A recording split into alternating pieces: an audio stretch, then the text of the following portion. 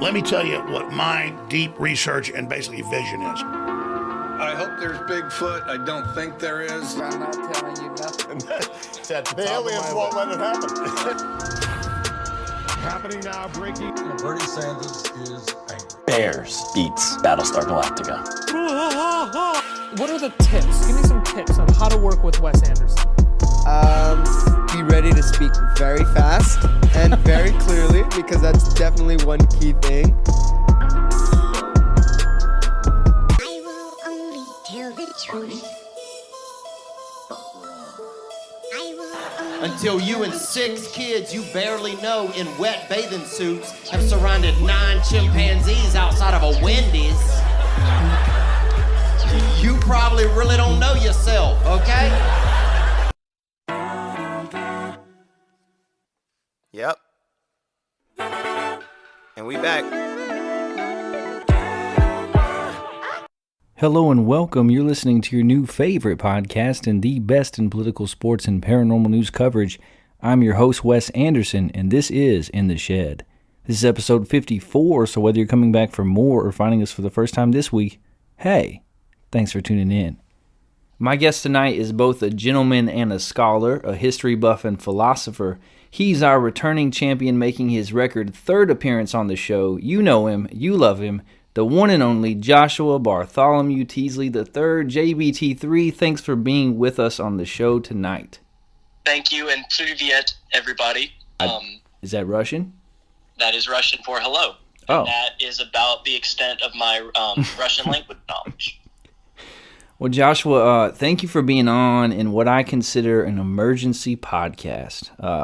Normally we have 3 news shows in between every interview show, but I thought, as it appears that we are inching ever closer to Armageddon, nuclear Armageddon with Russia and the world, that what better to do than have you on and talk about the gassy one himself, Mr. Vladimir Putin. Vladimir Putin himself. Actually, Vladimir Vladimirovich Putin. A lot of people don't know that's kind of like his middle name, and I can't remember what it was. He did originally have a different last name. They changed it to Putin because they didn't like how it sounded. But wait a minute, they didn't like how his last name sounded, so they changed it to Putin. Yeah. Interesting logic. Just a little thing of like different languages, but it is a bit ironic.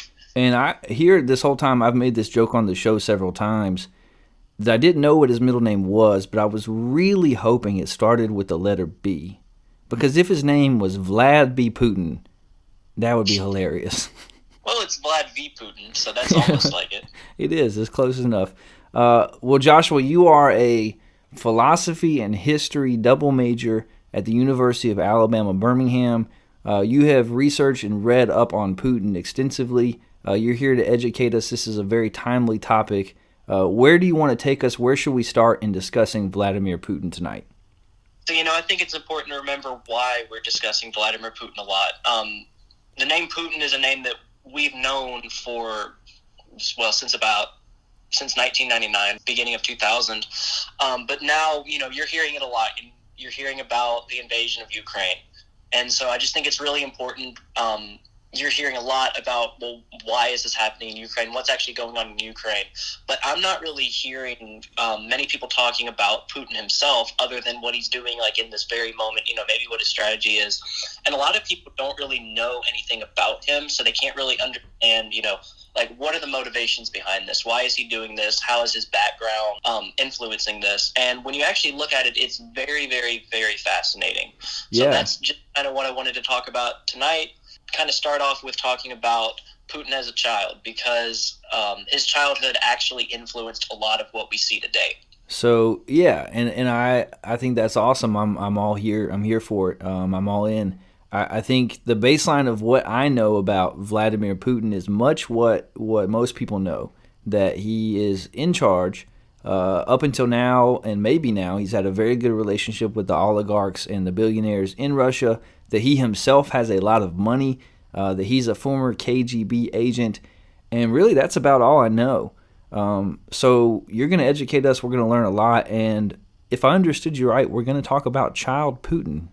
We are, just a little bit. Okay. Let me go disclaimer that I am not an expert on Putin or Russia. I have just written a lot of papers about Putin and about Russia, and some of the things I say I may get slightly wrong, but for the most part, I'm confident about, I can give you the straight facts about it. Well, all that means is that for the two of us that are gathered in my shed tonight, you are, in fact, a Putin expert. You haven't claimed that, but I'm going to put that title on you for this episode 54. And if Joshua says anything that's incorrect, go ahead and email the show at intheshedwithwes@gmail.com and let us know where he's gone wrong, and we will put him on blast on episode 55. But I have confidence that most everything he says tonight will be factual. We can only hope, but Putin was born in Leningrad, now St. Petersburg in Russia. He lived in a very generic Soviet-era communal flat. So it was one of they're basically just like apartments that people were given by the government in the Soviet Union. There's some stories about how bad the conditions were there, because you've got to understand that in the Soviet Union, the living conditions, the government issued living conditions for everybody but the rich. They were awful. Standards were not what they were claimed to be, and the people weren't really cared about. There are some interesting stories, though, that Putin's parents actually kind of spoiled him. He was kind of a spoiled brat growing up, unsurprisingly. Really? I read it was an excerpt from a book that I read, and it was talking about how the roof to their flat was leaking, and rather than paying to fix the roof, his father bought him a new kind of expensive car. I can't remember what it was. Wow. But car when they could have fixed the roof. I want a father like, where you at, Larry? You never bought me a nice sports car instead of repairing the home, That's a good dad, I think. I don't know. And I could say the same. Larry, why didn't you buy me a fancy car? Why didn't I just get a used car that you had driven before? Joshua and I are not brothers. We're brothers, but we're not brothers. We both do have fathers named Larry, oddly enough. So I digress. Continue educating us about young Putin. So, really bad living conditions, and they frequently had pests in their house. And Putin has told this story, and it is supposedly like kind of his philosophy on war and just philosophy on governing, about a rat that they cornered in their kitchen, and when they cornered it, it went absolutely berserk. And talking about how, like, when you're cornered in fear, you kind of just lose it all. So Putin definitely witnessed a lot of the failures of the Soviet Union while just like living at home as a child, and that was a theme that continues later on into his life. But that was kind of just it for his living condition. He went to school like any other kid, although he was noted as being disruptive. He was kind of like the class clown. Really? And didn't always do his math homework. That was a specific quote from one of his teachers. But he had this one fascination with one particular aspect, or I guess like you could say like department of the government, and that was the KGB. Can I take a guess? Oh, you just told me. The KGB.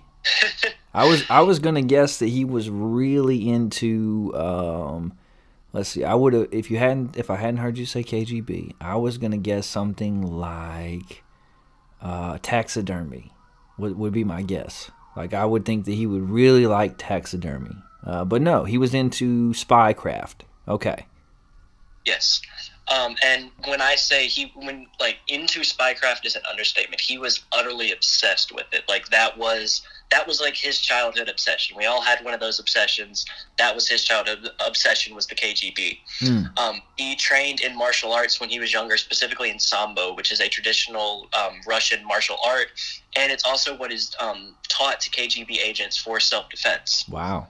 So kind of like how the United States, like, Marines learn different martial arts. I can't remember which one it is, but they learn like different aspects of martial arts for self-defense. Yeah. That's what the KGB did with Sambo, and it's really fascinating to actually watch like a Sambo demonstration. But he learned that, and apparently questioned, but he supposedly became really, really, really good at Sambo, and that was just all part of his love for the KGB. So he graduated high school and then went and tried to apply to be a KGB officer, and they basically told him, there's no chance you're going to get that. You need to go get a college degree.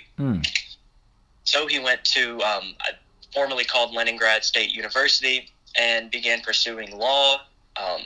He earned a law degree, but there's a lot of evidence that most of the stuff that he wrote, he plagiarized.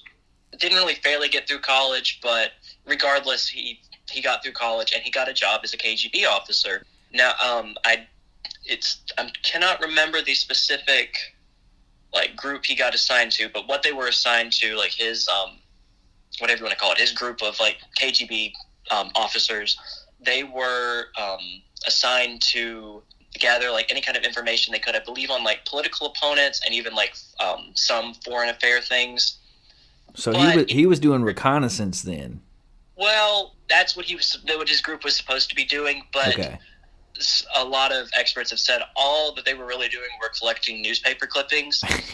Were not doing anything of importance. That's the same thing I do for this show, Joshua.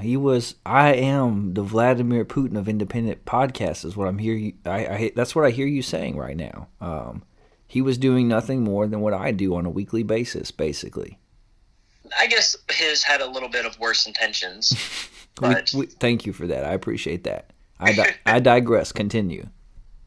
So, didn't really amount much to anything. At one point, he ended up in Berlin, or in East Germany, and he was in East Germany as the Berlin Wall fell, and as the Soviet Union collapsed. So he was there in East Germany as the Soviet Union collapsed around him. So anything he had ever known was beginning to collapse around him. Wow. And it's really important to remember that he was and still is to a degree a Soviet. He was a born and raised old Soviet. Yep. And when you lived in the Soviet Union, everything about your life was made about the Soviet Union. You saw the symbols everywhere. Very similar to what you would see in Nazi Germany. Just every aspect of your life was about the Soviet Union. Okay. So you begin to love that. You begin to believe what you're being told to a degree. And there's also this government that you relied on and trusted in and held to such a high standard for so many years. Now, while he was in East Germany and everything began to go downhill, it was when the Berlin Wall fell, I believe. He radioed to Moscow for orders, and Moscow didn't respond. And he was just kind of left there and abandoned by himself. And now this government that he had loved so much had fallen, and they had abandoned him, which that no doubt had a huge impact on him. I mean, that would have a huge impact on any person. For sure. So that happened while he was in East Germany. Now, he eventually, so let me take a step back. While he was at St. Petersburg, or Leningrad State University, he befriended a professor named Anatoly Sobchak. Coincidentally, in, I think it was 1996, may have been before that, Anatoly Sobchak became mayor of Leningrad. Okay. And he was still friends with Putin, who kind of helped him with his campaign and was just kind of his little ally. And so he worked as an appointed kind of advisor to now Mayor Sobchak. And while they were in Leningrad, they got accused of a bunch of different corruption scandals, laundering money, even supposedly fake bomb threats. Regardless, Putin was there with Sobchak until Sobchak lost an election. And then Putin resigned from all the positions that he held within the city because he knew corruption was going to come back to bite him on the butt. Right. And he knew that it would be investigated once he was gone. So he started to being mayor or being involved with the city of Leningrad. He made friends. He met people, and one of the people that he met was President of Russia. He was appointed as presidential property manager, head of the Presidential Property Management Department in 1997 by Boris Yeltsin, who was president of Russia. In 1998, Yeltsin appointed him to be the director of the FSB, which is just the security department. Okay. Is it kind of like the Secret Service? It's kind of like a mix of that and the CIA and the FBI. Okay. So he was straight up intelligence. Yes, it's intelligence. Okay. So in in I think August of 1999, Yeltsin appoints him as acting prime minister of Russia. And then on December 31st, so just a few months later, Yeltsin announces that he is resigning, and he is appointing Putin as acting president. So wait a minute. Okay, so this is news to me. I never have heard how Vladimir Putin came into power in Russia. So he did not come into power based on an election necessarily. He was actually appointed to that position as president of Russia?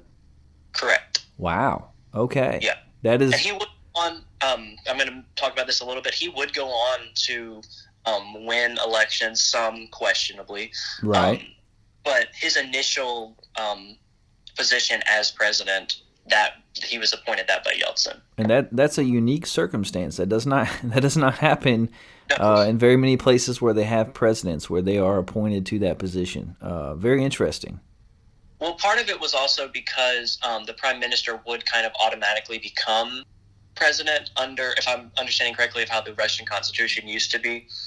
It's kind of just like how if our president in the United States resigns or dies or something, it usually goes to the vice president. Right. So it was just kind of like that, but still it was really interesting. Okay.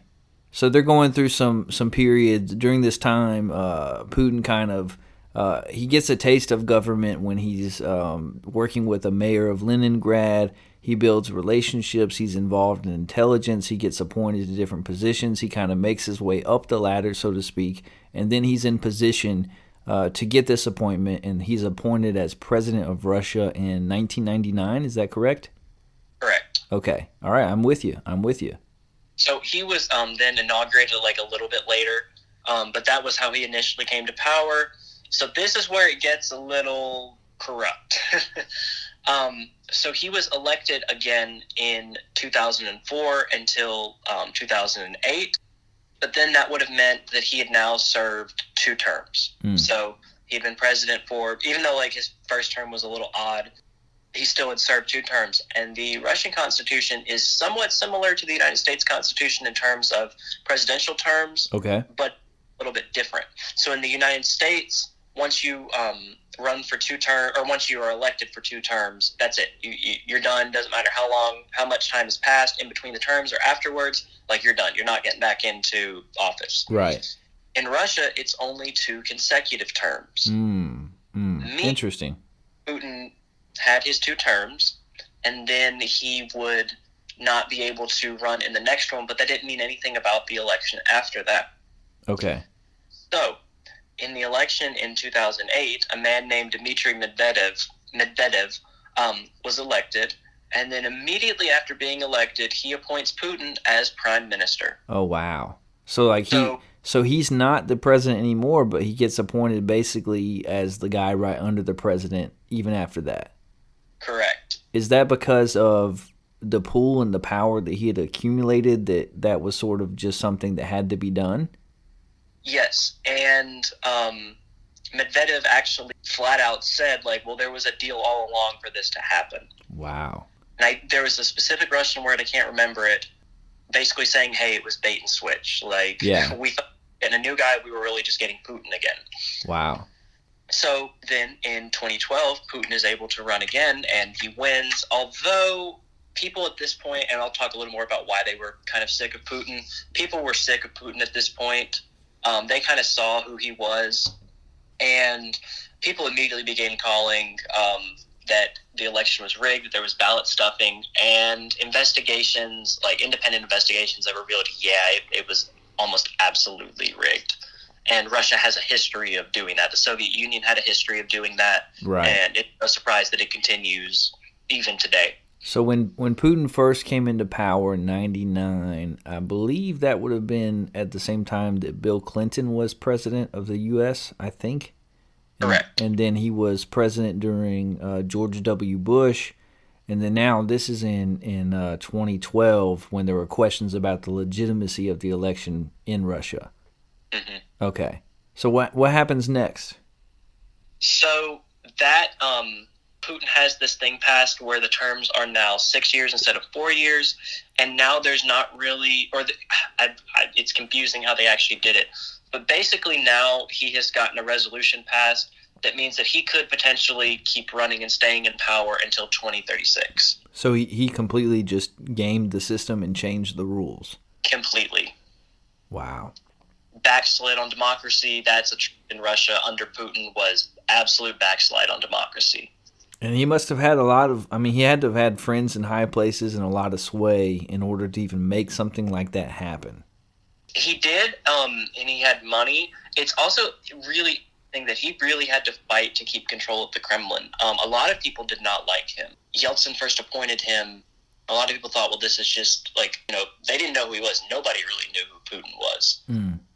A lot of people really didn't like how much of an outsider he seemed like. So it's just really interesting how it all worked. Putin just basically gamed the system. Yeah.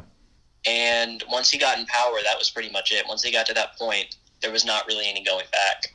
Let me ask a dumb question. This is something that maybe most people listening to this podcast will already know, but just in case there are people out there who don't know, when we talk about Russia, the word Kremlin gets used a lot. What does that mean? It basically means the governing body. The Kremlin is their White House. Okay. There is a White House of Russia, but the Kremlin generally just refers to the presidential cabinet and the highest up of the government. Okay, I thought so, but I wanted to be clear about that in case anyone has not heard that term. When we say the Kremlin, we just basically mean the Russian version of the White House, of someone that is in power as the leader, the commander-in-chief. So at this point, Vladimir Putin has basically formed a stranglehold on the government of Russia already in 2012. Correct. That was kind of going on. Before that, he was kind of just paving the way to basically shift back to an authoritarian state. Wow.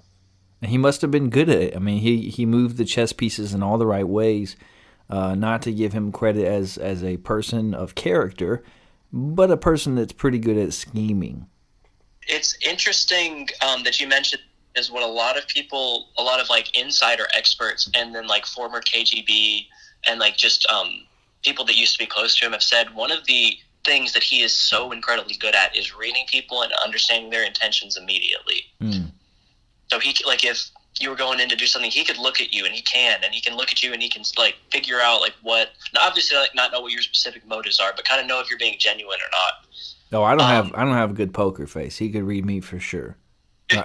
Right away. He doesn't like to present himself as an intellectual. He prefers to present himself as this super macho, ideal, stereotypical male, big burly man, but he actually is an incredibly intelligent individual, even though he doesn't try to portray that as much. This is why, rather than seeing pictures of him playing chess or reading a book, we see pictures of him shirtless on horseback.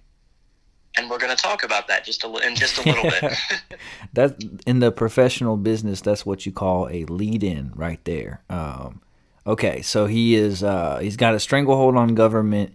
He's very good at scheming. He sort of has set himself up and paved the way, and now he has complete power. Yeah, pretty much. So one of the problems there, so we'll take a little step back. I just kind of wanted to give the brief history of his rise to power. So one of the problems that he encountered when he first became president was that nearly all of the Russian government's assets had been sold by Yeltsin to oligarchs, the big rich guys in Russia. Putin basically went war with the oligarchs in a sense.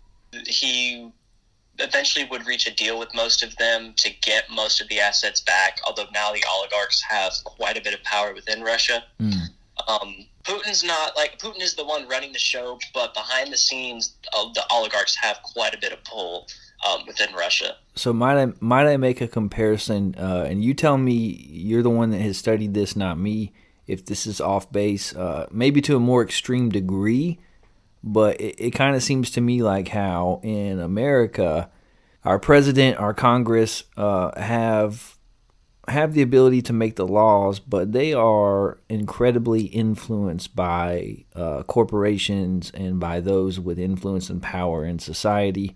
Is this like that on steroids? In a sense, the reason that kind of happens in America is just because of our emphasis on companies and corporate America. The thing with Russia is this is like actual state assets that are owned by businesses. So it's not, or oligarchs. So it's not just like you have a really, really valuable company that plays an important role in the economy that has pull because of that. This is a case of these oligarchs actually own assets of Russia. Oh, wow. Okay. Big difference. Big difference. Thank you. That's very significant. That's something I was unaware of. Good information. Good information. Let's go. Keep going.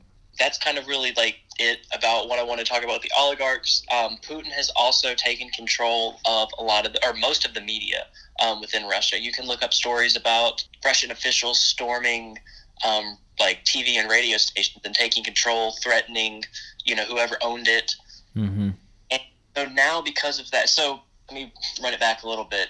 It's important to note that Russia was not originally like that. So under the Soviet Union, under Mikhail Gorbachev, Gorbachev passed what he called pursued what he called glasnost, which was like transparency, openness. Okay. Which gave the media a lot more freedom to report about what they wanted to. Things with like TV stations could put more of what they wanted on. So it was more freedom of the press. Mm. So after the Soviet Union fell, Yeltsin tried to continue that. He failed miserably in a lot of ways. But for the most part, people within Russia had a lot of freedom of speech. There was freedom of the press. And it's important to note that Putin tried to take this back. He tried to go back on what Gorbachev and Yeltsin had promised and pursued before. Interesting. So of media outlets to where now Russia controls almost all of it. It's all heavily restricted. I don't know the specific companies. This is, I think, about 6-7 years ago. There was a couple of internet providers, like internet companies, that were providing Wi-Fi in Russia, and basically, the government stepped in and said, "Hey, if you're not going to let us look through all of this information, have complete control over this, you can get out." And that's what happened. And the internet that Russia has now is incredibly heavily censored. It's what the government wants you to see. So many sites are blocked. There was a big thing, I think, with Facebook. Mm-hmm. I could be wrong about that, but I know it was a specific social media company basically not adhering to what Russia wanted, and so it was banned. Sounds a lot like China. Yeah. It sounds a lot like North Korea. Yeah. Specific. Yeah. That's a whole different topic because there is a big connection between Soviet Union and North Korea, which gave North Korea a lot of its practices. And you can see the similarities. For sure. There's certain things that are banned with it. Like, for example, I think it was 2016, Russia actually, and I'm not making this up, Russia banned memes. Because they thought they were propaganda and because people were using memes to make fun of the government and make fun of Putin. How do you ban memes? How does that happen? I'm not sure, but I'm pretty sure you can go to prison for them. No kidding. Man, that's intense. Russia tries to, and I mean, and this, keep in mind, this is under Putin. So when I say, Russia did this, it's under Putin. So right. He's the one steering the ship, driving the car. Yeah. Russia has banned a lot of freedoms from people. I think it was around between 2014 and 2016, I believe. Russia outlawed what they considered homophobic propaganda. Okay. And the homophobic propaganda in question were like pride flags or any type of like LGBTQ symbolism. So they were banning flags like that you see.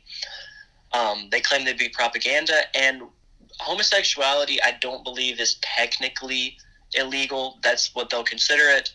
So being gay is not technically illegal, but they consider public displays of your homosexuality as being something you can go to prison for. No kidding. It's at least we could say that it is frowned upon. It is frowned upon, and Russia's been condemned for that by numerous human rights organizations. It even goes further to other freedoms. So in response to banning of any type of LGBTQ symbolism, there is this band comprised entirely of women in Russia, and it's the band's name is called Pussy Riot. And Pussy Riot was they were protesting it, and they were arrested. And that was a really important moment because people outside of Russia knew about the band. And so a lot of people heard hey, look, they were just protesting. There's videos of what they were doing. They weren't doing anything wrong. They were just protesting. So this was a feminist type band that was using their music and their platform to protest these government overreaches? Correct. And it wasn't the first time they had protested the government with their music. They were kind of like that alternative cult kind of thing. Right. And they were actually literally arrested. They were arrested, and a lot of protesters were arrested because a lot of people, with not just this specific issue, with a lot of things that the government had done, they began protesting. And I believe that there was a law passed that very heavily limited how you could protest, and you had to get approval for it, and you could also be shut down at any moment and probably arrested. Which, let's be honest, if you have to get approval to protest, it's no longer a protest. Correct. Wow. And anybody that speaks out against Russia is in danger. I can't remember the name, but there was this guy who was a blogger in Russia, and he wrote about the government in his blog. And the Russian government arrested him and charged him with a bunch of phony charges. And I believe he still is in prison, and his wife is still currently trying to fight with the government to get him out. Wow. Are we in danger by putting this podcast out there? Well, that's a great segue into my next point. I'm a pro. I'm a pro, Joshua. I'm trying to just set you up. I set you up, you knock them down. So, media is a very important part for any country, for any government. Any government of a country in today's world has a very big interest in media. For sure. So, specifically, social media. And you hear all these things about social media today, about the problems that it causes. But one of the things that can't be denied about it is that it allows almost the instant connection with information. Yeah. A news story breaks somewhere on the other side of the world, we hear about it almost instantly. Russia both tries to restrict social media, like I mentioned, and also use it to its advantage. Russia has a kind of a little state organization that is supposedly just like IT and stuff, just like internet stuff. In reality, what it is it is a giant propaganda machine to put propaganda onto social media. Around 2016 and then again in 2020, you hear a lot about Russian trolls or Russian bots on Twitter. Most of us have encountered one in some form or another. Chances are that was probably state orchestrated. That came from that organization that is controlled by the state, or another organization that is controlled by the state. So this is when we start hearing all this talk about, especially during the last election season, presidential election season in America, all this conversation around Russian bot farms, that they have all of these just, I don't know, I guess I picture it sort of like a call center set up with government folks that they just set up all these dummy accounts to influence public perception in another country to meddle in their affairs. Is that an accurate perception? I don't know if it's going to look exactly like a call center, but everything else is absolutely. Okay. That is absolutely how it plays out. And there have been studies that have been done on what kind of information was being spread and how far it reached. And it was a case where there were cases where this information was within a couple of hours reaching thousands of people. Wow. And even beyond the election, Russia would use it to try to influence our politics, not just our elections. They would tweet stuff about COVID and about how well Trump was handling it, about how poorly Joe Biden would handle it. They were tweeting fake stories about Joe Biden and fake stories about Trump. And it reached a lot of people, and a lot of when you see those very clearly fake news posts that float around on Facebook and stuff, that you see somebody in your family that you wish really wouldn't posting it. it probably actually came from a Russian bot. A lot came from there, and it's really kind of scary when you take a step back and just look at how much they were putting out, how much fake news they were putting out. Yeah. Shout out to everybody's grandmama that shared all these fake posts that originated in Russia. Yeah. And it's really interesting because you see the role, not the role, you see the emphasis that they place on like influencing our elections. Yeah. Because the one country that they're going to fear is the United States, and it's been like that since the Soviet Union and since the Cold War. And it's interesting too because I know that, and I'm going to catch flack for saying this. I don't necessarily mean to the same degree. But I know that our government does these things also. And ironically, this is most likely coincidence, but ironically here a week or two ago, I just had a thought. I was surfing Twitter, and I just tweeted something to the effect of, sometimes I wonder if the disparity between big tech and social media and intelligence agencies is a lot less than what we might think. I just tweeted that, and about 30 minutes later, my account on Twitter was limited for a week. And I had not broken any rules. I had not done anything wrong. But I tweeted this one thing, and then my account was immediately limited. And I know that we influence other elections, and we have meddled in governmental affairs in other countries. But it seems like Russia is doing that intentionally and to a degree far greater than what we are even aware that is being done in our country. Is that fair? That is, and that was one of the things I wanted to talk about. So that is 100% fair. This was the way that one of my professors put it one time. There is no excuse for Russia meddling in our elections and meddling in our politics and meddling just with our country. But the reality is that we can't really point fingers, and it's very hypocritical when we're like, oh, hey, look what you're doing, when we do the exact same thing. Look, Latin America, you go back about 100 years, the Roosevelt corollary that we can interfere in Latin American affairs whenever we want, if we see it necessary. And the thing is, it's not even just like the United States and Russia. It's most countries. Right. That being said, Russia did. I'm going to make a statement that a lot of people are not going to like. Russia absolutely did try to hack the election in 2016 and tried using social media to influence the 2020 election. Yeah. And that's not endorsing any of the candidates. Sure. That's not condemning any of the candidates. You're simply talking about their intent. And I'm simply stating the facts about it. Right. You can find, it was a report published in, I think, last year, sometime in 2021.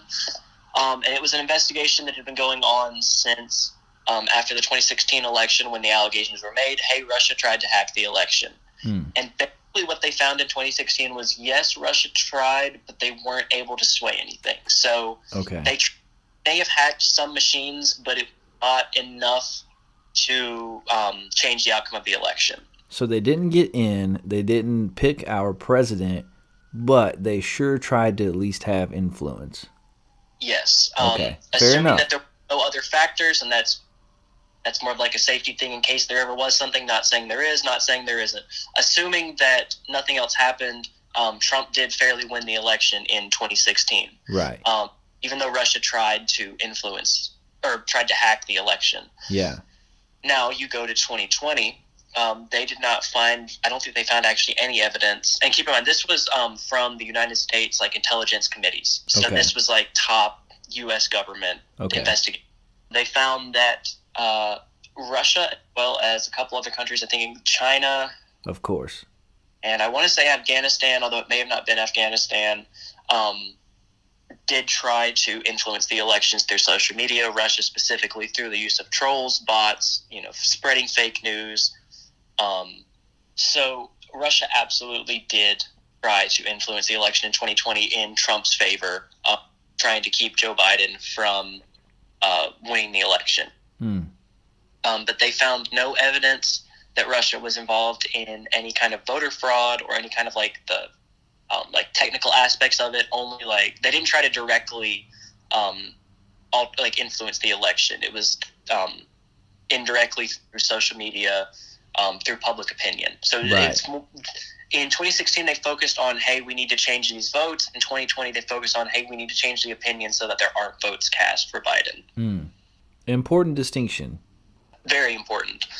But again, it goes back to that thing of that's kind of what the United States and other countries have been doing for a long time. It absolutely does not justify Russia doing it. It doesn't justify anybody doing it.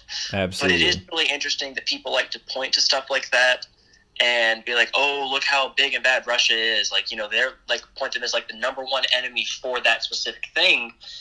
That's been going on for a long time. For sure. You don't believe it, you either don't know or you just refuse to accept it. And it's easy for us to kind of say, well, yeah, but we do that as the good guys, and Russia does that as the bad guys. And the truth is probably somewhere in between. Our hands are not clean. However, I think it's safe to say that the motives of Russia are on a different scale than ours altogether as well. That is, I would agree with that. It's just really interesting, and the reasons, you heard a lot before the 2016 election. You hear about it still now. I mean, they're still investigating some of this stuff, but you hear a lot about Trump and Putin, and was Trump Putin's puppet? Did he have a secret deal with Putin to try to hack the election? And what I'm going to say, and this is opinion, is no, Trump did not intentionally try to have a deal with Putin. I don't think any secret deals were made. I don't think that, at least in terms of the election, that Trump or his campaign or anybody related to him contacted the Kremlin in any form to say, hey, hack the election. Right. Now, that being said, Trump and Putin have one of the most interesting relationships that we've seen a Russian president have with one of the United States presidents. So I believe it was George W. Bush. When Putin came to power, George W. Bush and Putin came into their own respective offices around the same time. Right. And they had a meeting in, I think it was either 2004 or 2006. Just kind of like two leaders meeting, trying to establish good relations. And if you go back and watch the videos and interviews of that, Bush speaks really highly of Putin. They seem like really good friends. They seem like close friends that have known each other for a long time. Putin told Bush a story about this house fire that his family had where he lost this golden cross that his mother had given him. And experts have kind of looked back at that and analyzed it now, and they're like, yeah, he was 100% trying to manipulate Bush, and he probably did a pretty good job of it. And Putin has a history of trying to manipulate our presidents. Bush was not the only one. He tried Obama, but Obama was pretty resilient to it. Obama didn't take any of his crap, basically.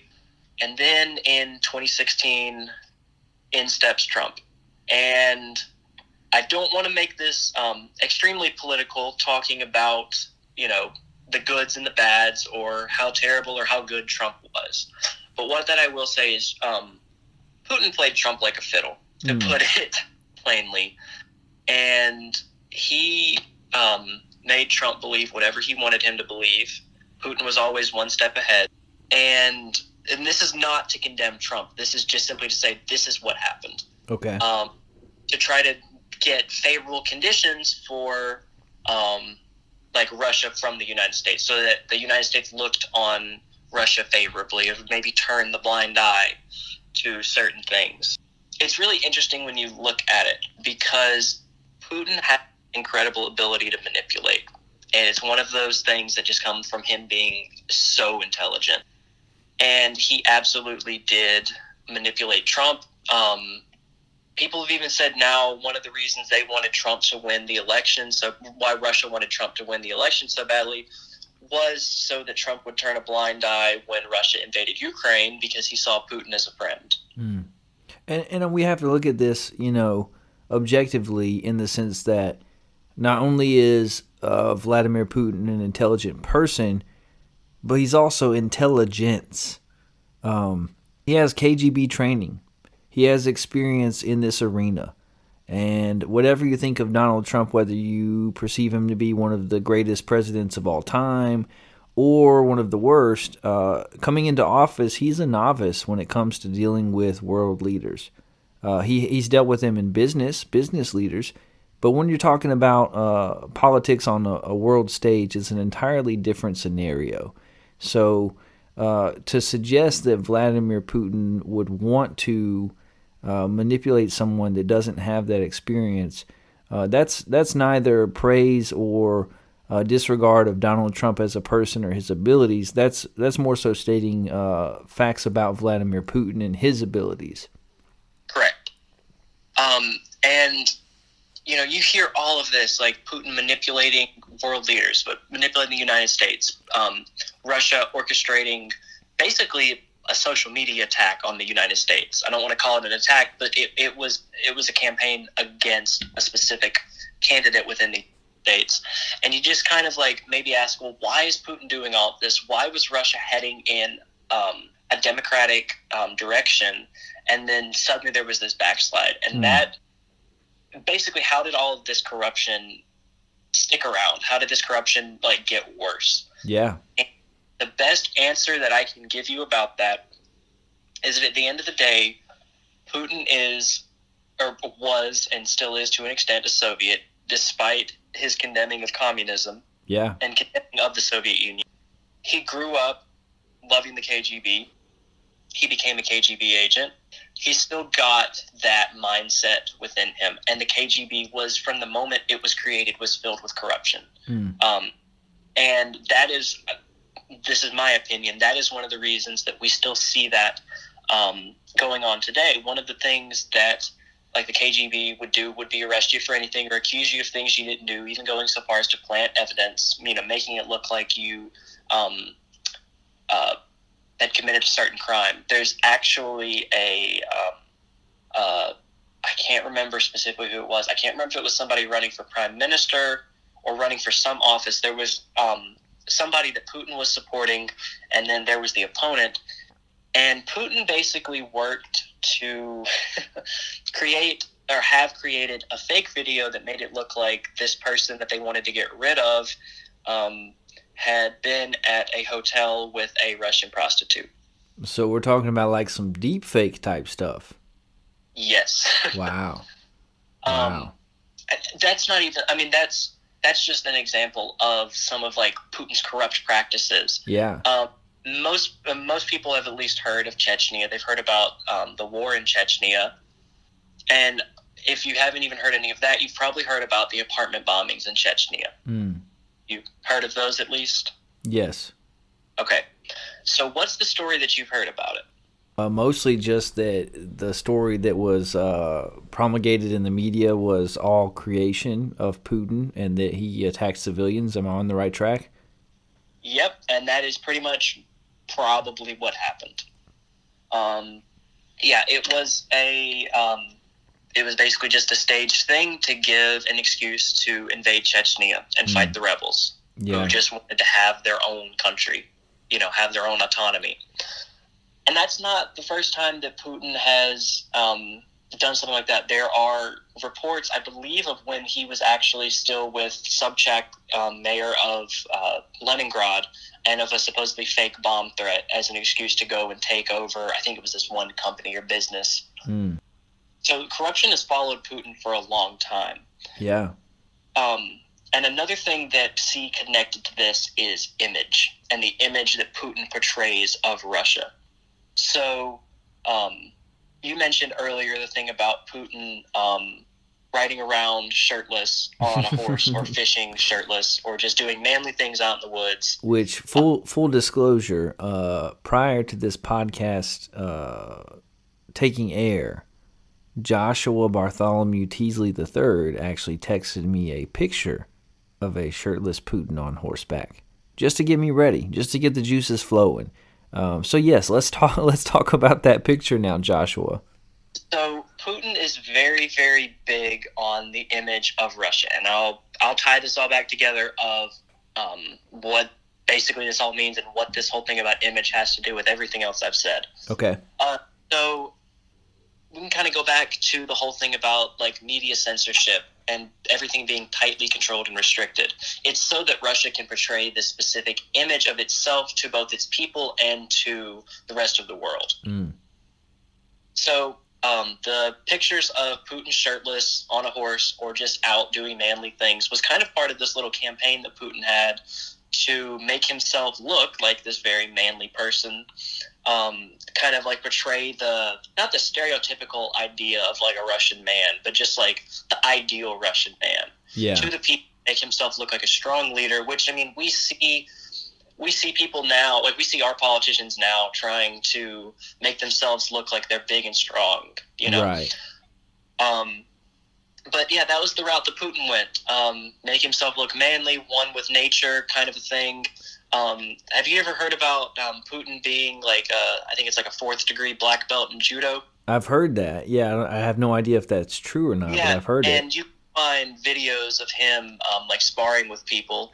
But a lot of experts have said now there's a really good chance that most of that is faked, and he's probably like a judo master, like he claims and portrays himself to be. Did he wrestle a bear? No. I don't think anybody alive could wrestle a bear and win. That's one of the stories I've heard about Putin, is that he once, I think in adolescence, that he wrestled a bear. I wondered if that was true. You know, I wouldn't be surprised if they said it was true, but... Propaganda. I don't know if you've ever seen The Revenant, but it doesn't seem like it ends that well when you try to fight a bear. I watched that movie finally, just because you recommended it to me for ages. Great movie, by the way. Yeah. So, essentially, Vladimir Putin set up a campaign to catfish his own people. Yes, and, short answer, yes. Again, going back to the thing about influencing elections, though, a lot of our leaders have done that. True. I mean, you remember seeing the pictures of Obama being out and being active and working out. Think about Joe Biden riding on the bicycle, even though he fell over. Things like that. Like, that's not exclusive to Russia. I'll be the first to admit, when I saw Barack Obama's jump shot, I was like, hey, a president with a nice jump shot, that's a plus. That won brownie points with my basketball self. Even if I didn't agree with everything, I was like, hey, that's cool. Like, he's playing pickup basketball. That's cool. We see in the South a lot, we see politicians when they're running for office, they put ad campaigns out with them holding guns just randomly. They're gathered with their family around the Christmas tree, and they're all holding guns because people in the South love guns. So we see that. Yeah, America. So we see this happen in our country to a degree. But again, Vladimir Putin did that on steroids. That man was shirtless on a galloping horse and, pecs just bouncing in the sunlight, just letting everybody know, hey, I'm that guy. Six-pack. I think that might be Photoshopped, but six-pack. Yeah. But, I mean, it's like the whole thing about image. It's very important to Putin when the Sochi Olympics were going on. What year was that? 2014, I think? The Winter Olympics, or maybe 2016? Somewhere in there, yeah. Somewhere in there, yeah. We'll fact check it. We'll get emails about it. We know that the Sochi Olympics happened in Russia. Yes, that we're sure of. So that was a very big deal to Putin, as would be to any leader who the Olympics, if the Olympics came to their country. Sure. But it was especially important to Putin because he wanted to portray this idea that Russia is this amazing superpower and this absolutely amazing, beautiful, great, strong country.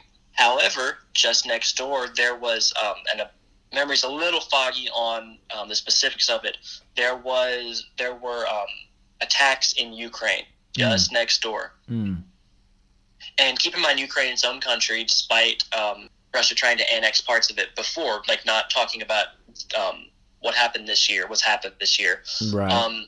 And Putin became incredibly angry about this, but not because of the innocent civilians that were being killed, but because people there within Sochi who were visiting and people around the world that were watching were getting really, really upset over it. Like, look at what's going on just right next door to the Olympics. Yep. Putin, it was spoiling his image of the Russia that he was presenting to the world at the Olympics. Image is, and you see that with most authoritarian states. Image is very important. Yep. Putin tries to present himself as this almost emotionless person. I think he has even said that he rehearses all of his speeches, despite how urgent it is that he needs to give them, so that he can show no emotion when he gives them.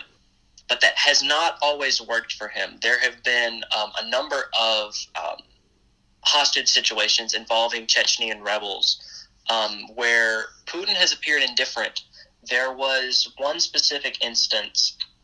It was called the Belsen School Massacre, and I believe this is the one that people got really angry at him for. So something called the Belsen School Massacre, and about 36 Chechnyan rebels, or not rebels, these were terrorists. I mean, these were not even rebels; these were terrorists, and they stormed a school in Belsen, a little small town in Russia, and they took nearly 1,000 people hostage in a school. So these included a lot of children. Wow. And they demanded that Russia withdraw troops from Chechnya. And Russia tried pleading with them, hey, we'll give you a way out. We won't charge you. We'll even give you a lot of money. Just let the people go. They refused. They said, let us at least give them food and water. The terrorists said no. And the hostages were held for about 20, probably more like 36 hours without any food, water, any medicine, despite a lot of them being hurt when they were first taken hostage. I think it was 12 men were immediately killed when they first took the hostages.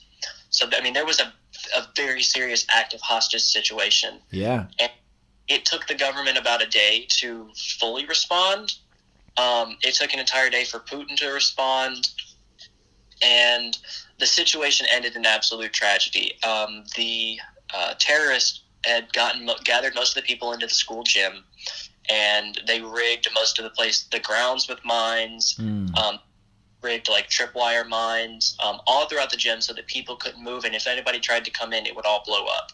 Now, at some point of, I guess like a Russian SWAT team trying to come in, one of the hostages fired two grenades out of a grenade launcher that killed about 120 people. Wow. In total, about 300 people died, about 210 of which were children. Wow. And it's absolute embarrassment for the Russian government. So what was the response to something like that happening under Putin's watch in Russia? Were people up in arms about this? People were up in arms, and especially by the fact that he appeared emotionless while he addressed everything.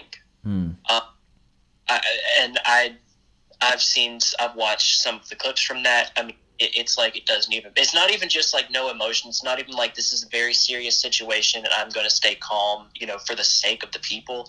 This was like a case of I'm indifferent to it. Like, it's just another speech. Which is interesting because on the one hand, that tends to be kind of a stereotype about Russian people, is that they're emotionless or that they're very cold.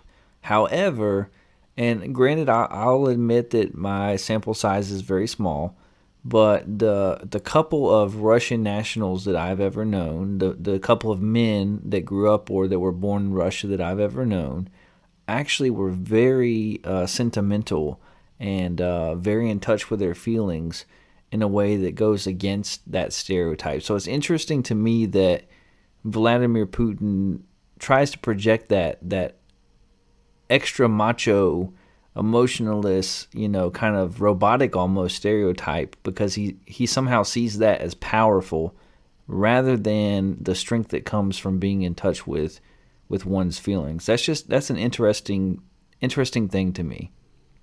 It is, and it really just goes back to that thing about image. Yeah. And this is just opinion. I personally think that it could have been the kind of thing where he didn't want to acknowledge that something like this could have happened in his country. Right. And it's a way of, we can act like everything's normal and we'll just go on. 210. Did you say 210 that died were children? I believe so. That's massive. Yeah. That's something that I don't know. This is the first I'm hearing of it. I don't know how it is in Russia, but if something like that happened in America, that would be something that for decades is remembered and talked about as one of our nation's great tragedies.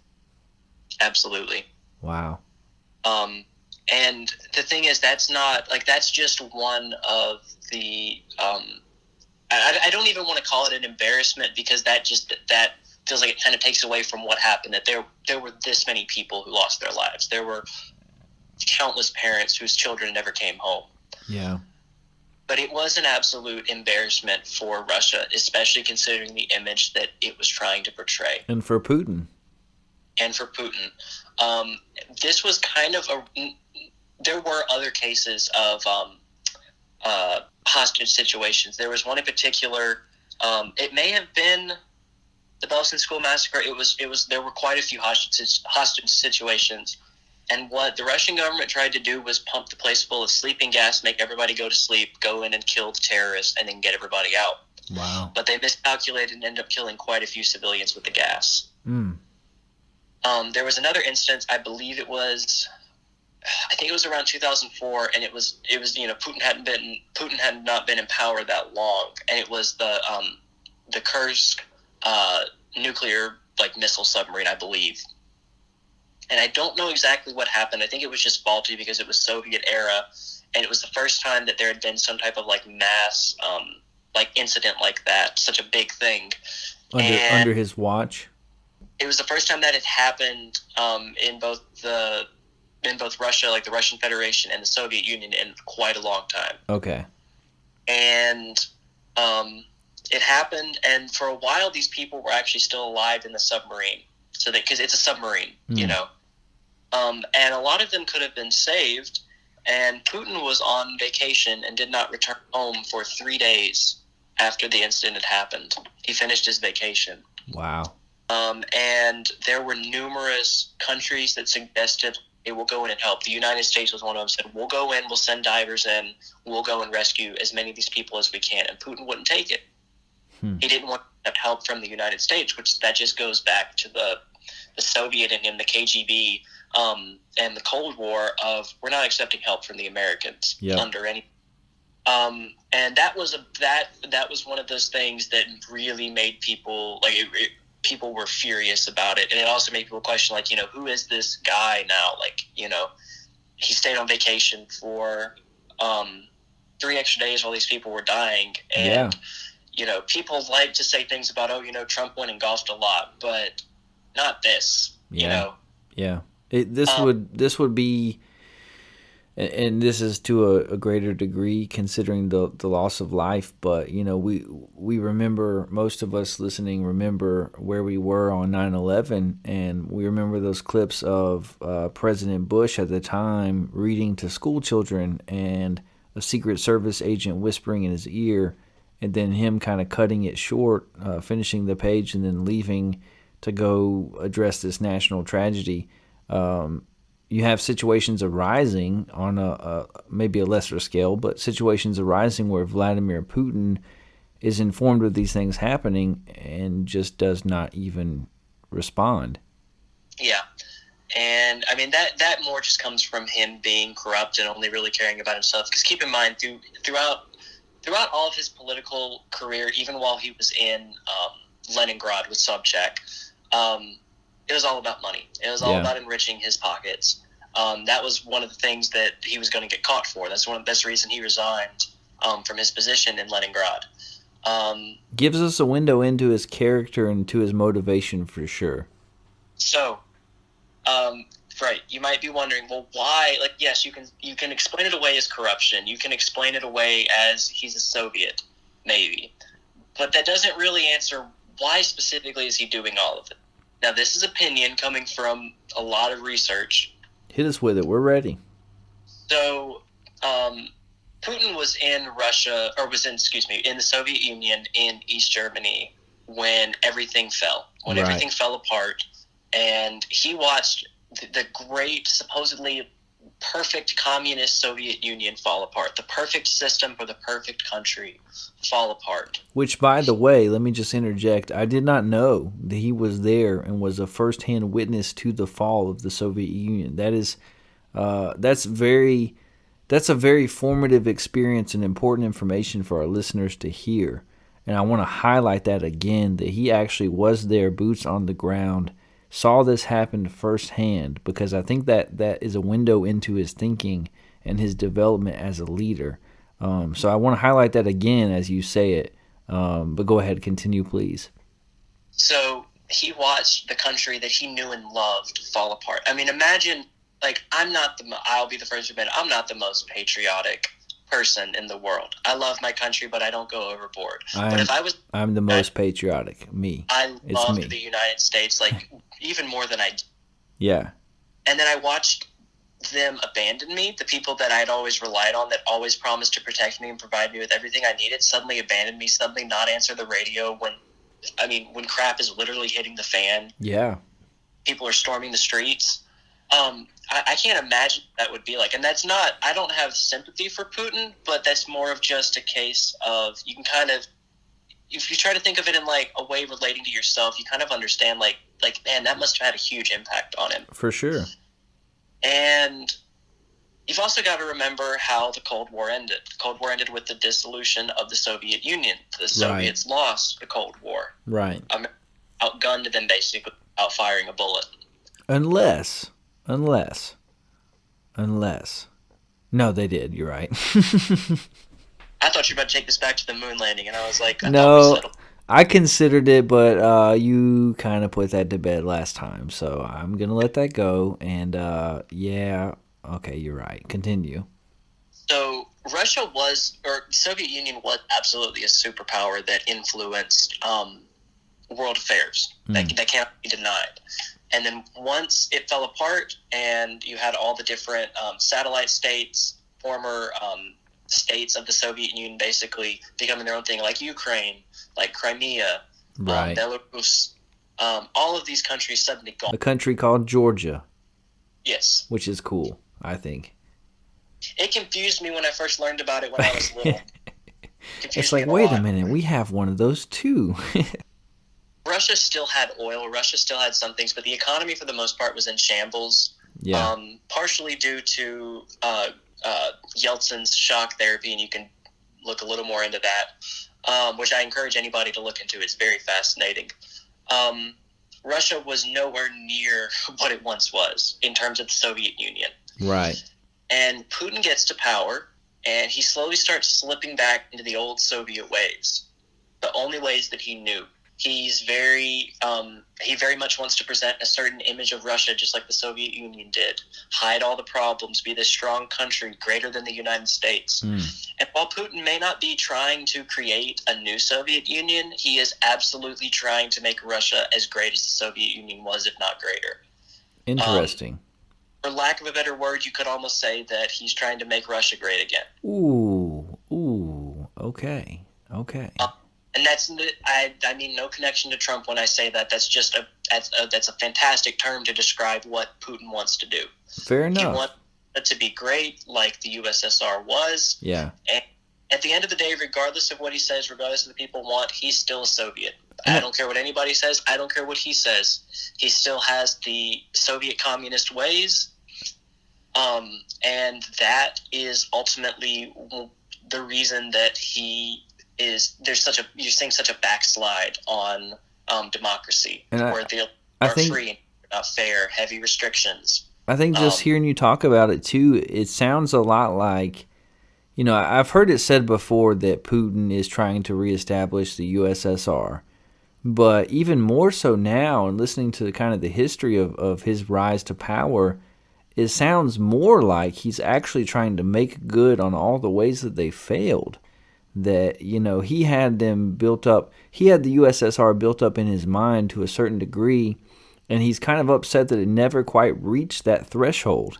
And it let him down in the end. And it abandoned his own government, abandoned him and didn't follow through in all the ways that he wished they had. And so here he is in power trying to not only reestablish what they already had, but kind of make good on all the things that they could have done. That's a really interesting take that I've actually never heard before. That he's basically just trying to like make good on the promises. Yeah. I wouldn't say he's necessarily like trying to like, hey, we promised this, we couldn't make it. But I think I don't want to say it's a pride thing, but it is very much a thing of look how great we were and then we fell. Let's get back to how we used to be. Yeah. The thing that that we were talking about with like the different states, all these other places that were let down. That is that brings up the last point that I really want to talk about, and that is Ukraine. And I will admit that I know a little bit about like the Soviet Union and Russia's history with the Ukraine, but I don't know like as much about that as I do about like Russia itself. Sure. Here's what I will say about this. When the fall of the Soviet Union began, I mean, it kind of already started, but there was a vote in because so the states were all under the Soviet Union. There were different states. Russia was one of the states, although Russia controlled pretty much everything. Right. But there were kind of like the different little states, Ukraine being one of them. And Mikhail Gorbachev had basically like a referendum vote in Ukraine that he was so confident. The referendum was, do you want to basically renew the contract with the Soviet Union and stay a part of the Soviet Union or break off and be your own country? And Gorbachev was so adamant, and he believed fully that the Ukrainians would agree, like, hey, we still want to be part of the Soviet Union. And much to his dismay, it was I think it was actually a landslide vote for no, we don't want to be a part of the Soviet Union.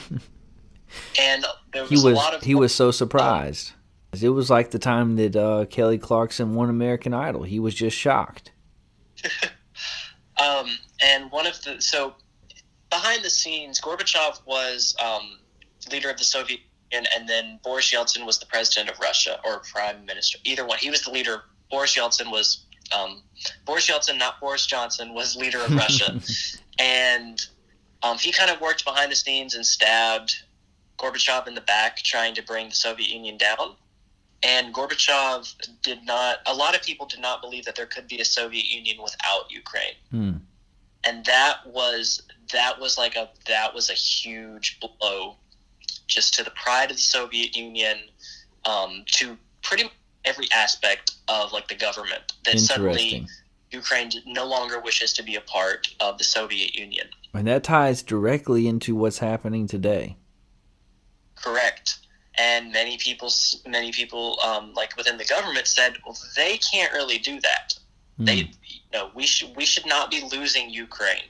They don't have a right to do that. And that the Soviets were so like obviously the Soviet Union ended soon after. But when I say I mean the people that were within the government, the people that were still pro-Soviet, the power brokers. About that was such a sore spot. What happened? Yeah.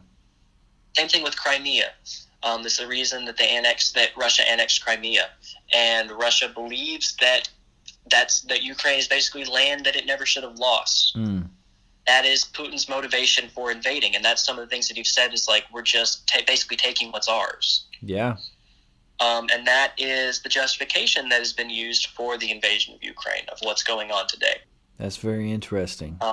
And there were some, I'm not super familiar on it. I know that there was the leader before Zelensky who basically got kicked out because he was corrupt. And there had been kind of a history of corruption in Ukraine, like in the Soviet Union, then a little bit after. But yes. It absolutely turned a corner and moving in the direction of democracy. Like they've already put in their application now to join NATO. Which Putin is not a fan of, by the way. No, Putin. Okay, let me drop this one little thing in. So, Soviet Union hated NATO. They formed this thing called the Warsaw Pact that included the Soviet Union and a couple other countries, and hated NATO. Absolutely hated it. Putin still hates NATO. Yes. And the reasons that he wanted to invade Ukraine was so that they could never join NATO, because he's watched all these other countries suddenly join NATO, and the Soviet Union never thought NATO would stick around. And that is another one of the motivations for the invasion of Ukraine. Yeah, and I've heard people bring up the fact that from, not that we want to put ourselves in the shoes of Vladimir Putin, not that we have any sympathy for the man, but from his perspective, NATO is moving closer and closer, and they have allies all around him, and he's trying to make sure that the Ukraine is not one of those allies. He's diehard against NATO. I get it. However, what we're seeing is almost certainly a war of aggression and an invasion against a sovereign nation. So you have to, on the one hand, I get the folks from one side of the aisle that are speaking out against, we cannot be the world police. We cannot have military action. We don't want nuclear war for sure. We cannot pump all of our economy into Ukraine and their defense.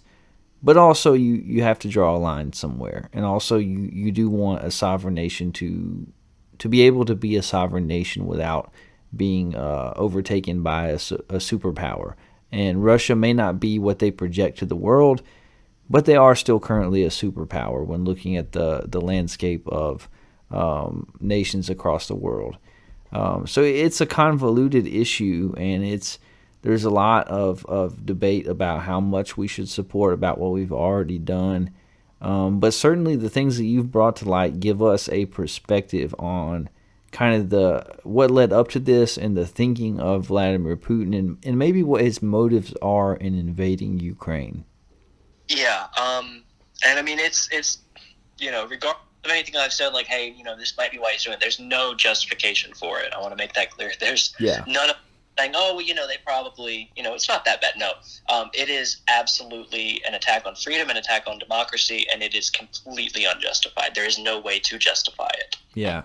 And Vladimir Putin, one thing we haven't gotten into, but I'm curious as to your knowledge about this, because I've only heard this mentioned. I don't know any specifics or if this is indeed factual reporting. But I've just heard it said, as though it were fact, that Vladimir Putin has a history of poisoning political opponents and or journalists to speak out against his regime. Is that something that is factually true? Yes, absolutely true. I cannot remember the name of some political opponent that he had. Basically spoke out against him and then got shot. And that's something. Putin doesn't really have any opponents currently because everybody's too scared because they're likely going to have their lives ruined or they're going to lose their life. Right. And that goes back to the Soviet Union. The Soviet Union did that. The KGB did that. They haven't always been good at it. There's a really interesting story about people, I don't remember who it was, being poisoned with radiation, but the people that went to poison him left a trail of radiation where they went and immediately got caught. There was one political opponent or leader of something, and they poisoned his food, and he basically had to go to Germany to seek refuge and get help because they tried to kill him. So that absolutely happens. If you speak out against Putin, you're going to be silenced, just like the blogger, just like countless journalists. There's an author of a book that kind of got me started on the whole thing about Putin. Their name is Masha Jessen. I think I said their last name right.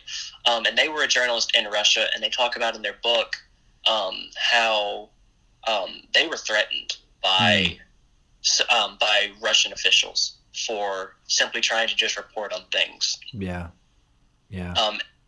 Russia has a terrible history with journalists. And it's one of those things, like we've covered the invasion of Ukraine on this show. We are a news show, but we are a tongue-in-cheek news show, and it's so hard to make sense of what's going on. You get some reports out of Ukraine, some out of Russia, some from our press, and we've covered it in a lot of different ways, both on the political side of things. We've covered the fact that Vladimir Putin has used dolphins in defense of his country. We've talked about a psychic that predicted his death. we've kept it tongue-in-cheek, but we've also talked about the serious things that are happening. And I kind of wonder now, with the call-up of 300,000 roughly troops who are kind of more National Guard type troops, and we're seeing kind of a backlash in Russia to a degree at least, where folks are fleeing, trying to get across the border to other countries so that they're not sent to the front lines. We're seeing violence and protests erupt at some of these recruiting stations. I kind of wonder, with everything that's happened, with all of the sanctions, what's your sense? Do you think that public perception in Russia of Putin and of this war, is it starting to turn on Putin, or does he still have a stranglehold on the media and on the public perception? So he still has a stranglehold on the media, but the public perception is absolutely shifting against him. And I mean, it has been after about the first 2 years of his presidency, but now it's really starting to shift. I don't know if you remember when I talked in the North Korean episode about how a lot of the newer generations were starting to break away from the basically worshiping of the Kim family. Yeah. And that's what we're seeing in Russia now. When you have things like the Ban Pussy Riot protesting, you have protesters still protesting despite the fact that they might be arrested. I really think that people don't quite understand the significance of Russia banning memes, as funny as it sounds, and as much as it has been turned into a meme itself. You've got to stop and think that that's, whether it's good or bad, that's how a lot of the newer generations get their point across. Yeah. In a sense, a form of communication. And I think the fact that it did become a big enough threat to the Russian government that they banned, or at least tried to ban memes, that kind of speaks to the fact that, hey, the newer generations are really starting to wake up to this, and they're kind of seeing through it. There's supposedly reports right now that there's a coup being planned for, like, against Putin and against the Kremlin. Interesting. Whether or not that's true, we'll see, but absolutely, you can only push people so far before they get sick of it. Right. I know that's what happened with the Soviet Union. That's happened with Ukraine. Will it happen in Russia? I don't know. History shouldn't be used for speculation. But it is telling when you see things playing out in a very similar way of people starting to wake up. Yeah. With the new advancements of technology, the Russian government can't really keep up, so people have more ways to communicate. I don't know if you've ever heard of like Tor and like the deep web. It actually provides a way for people in restricted countries to be able to reach the outside world without being traced, for the most part, things like that. And the Russian government can only ban certain things like social media and restrict the internet so far before people are like, well, why are you doing this? What are we seeing? And that stuff still gets in no matter what the government does. That stuff's going to get in. Yeah, and it's kind of reminiscent of the story that Putin told himself about a rat in the kitchen being cornered, because to a certain degree, that's what's happening in his own nation. What's happening in Ukraine, because Putin never expected there to be the kind of resistance. I don't think anybody expected the kind of resistance that we've seen. No, and part of that is just the valor and the tenacity of the Ukrainian forces, and certainly in them defending their freedom, but also, to a degree, the sanctions that have been placed on Russia economically and the military support. We have not entered this war militarily officially, but the United States and the West have provided immense support financially and with weapons and other resources to the Ukrainian forces fighting. They have really pushed back in a way that Putin has to be surprised by. Absolutely, and he most definitely has. I don't think he expected the invasion to go on for more than a few weeks. I think he expected, hey, we'll go in, strong-arm them, and they'll give up. So let me ask you this, Joshua. Underestimated Zelensky and the Ukrainian people. Yeah, for sure. So let me ask you this, and I know that we have mostly been talking. In fact, we're going to step into speculation here as we wrap up our emergency podcast tonight. But President Biden tweeted out something that caused alarm in a lot of our country, saying that we are closer to nuclear Armageddon than we have been in 60 plus years with this conflict between Ukraine and Russia. We're kind of in a position where most people think that Vladimir Putin is not going to back down, that he kind of has to win this war at all costs because of how much it has been blown up on the world stage, and how much attention has been paid to the atrocities occurring in Ukraine. So just your complete opinion and speculation, how does this end for Vladimir Putin? Do you see it as a possibility that the Russian people turn on him to the degree that he is possibly Gaddafi'd and removed from power? Do you think that Ukraine outlasts Russia and they retreat and Putin swallows his pride? Do you think that this escalates into World War III? What are the possibilities here? There's a couple of possibilities that stick out to me. One that I think is potentially likely, it's probably not the most likely, is like you said, that there's basically a revolt and the people of Russia turn against him and kill him, or at least get him out of office. Mm-hmm. That is very much a possibility. And that just remains to be seen on how much the sanctions that have been placed on Russia, as well as just like the actual cost of the war itself, places on Russia, because the quality of life in Russia, it initially went up and then began declining under Putin. And now it's going to continue to decline. It could be that. It could be that Ukraine outlasts Russia, regardless of whether or not there's a revolt. I've said since the beginning of this, I have a feeling this is going to end with the collapse of Russia. So it's going to be a second collapse, basically. And can that happen without a World War III? Probably. I hope so. I hope so too. I don't know, because we have seen world leaders that don't seem to know, like, what to do. I would hope that Putin is reminded of mutually assured destruction. Yeah. If he tries anything stupid, and let alone try anything nuclear. Yeah. And I think that the whole tweet from Biden was kind of a reminder of that. Yeah. And I'm sorry, unless you're just absolutely stupid. And I know Biden is old, but I don't think he's stupid. I don't know why, if you really thought that, you would tweet that to the nation and raise alarm. I think it was more of a thing as like a little nod to Putin saying, hey, just basically remember that we're here and remember what we're capable of. Listen, Jack. Pretty much. I think the most likely scenario, I don't think it's going to escalate into World War III. I could be wrong. I hope you're not. I hope you're correct. Yeah. Yeah. I hope that if it does escalate into World War III, I won't get off on too much of this tangent. It won't be like the other two world wars. It'll be very quick, and it'll be over fairly quickly, and it'll probably be nuclear, unfortunately.